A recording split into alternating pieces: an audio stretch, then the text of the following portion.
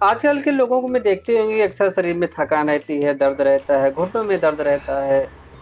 कई बार तो बीमारियों के पीछे कुछ और भी कारण होते हैं, लेकिन मोटा-मोटा एक कारण होता है जब हम अक्सर विटामिन डी चेक कराते हैं तो हमारे विटामिन डी लेवल कम आते हैं और यह परसेंटेज 90% इंडियन में है। 90% इंडियन में विटामिन डी की कमी पाई जाती है।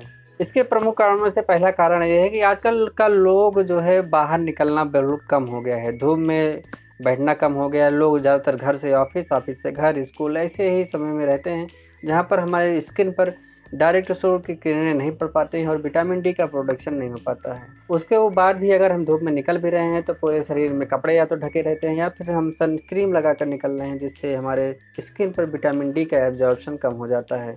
इसके बाद अगला कारण है प्रदूषण। प्रदूषण की वजह से जो हमारे इन्वायरमेंट में, हमारे पर्यावरण में जो हवा की परतें हैं वहाँ पर इतने प्रदूषण होता है कि जो ऊपर से अल्ट्रावायलेट किरणें आती हैं वो शरीर पर पूरी तरीके से पड़ नहीं पाती। जब हमारे स्किन पर नहीं आ पाती हैं तो विटामिन डी बन नहीं पाता है और विटामिन डी की कमी रहती है। इसके बाद है खाना पीना।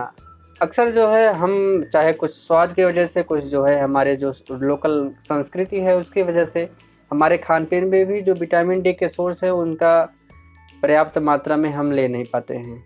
जैसे कि अंडे की जर्दी हो गई, सभी लोग अंडे खाते नहीं तो अंडे की जर्दी भी नहीं खाते हैं। हर लोग दूध भी नहीं खाते हैं।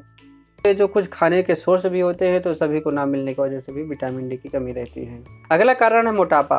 शरीर में जिसके मोटापा ज़्यादा है तो जब अल्ट्रावायलेट किरणें पड़ती हैं हमारे शरीर पर पड़ती हैं तो जिससे विटामिन डी बनना होता है तो वहीं अक्सर ऊपरी सतह पे ही चर्बी में ही फंस जाती हैं और अंदर तक जा नहीं पाती हैं, जिससे विटामिन डी बन नहीं पाता है और इस वजह से भी विटामिन डी कमी हो जाती है। सबसे बचने का उपाय क्या है?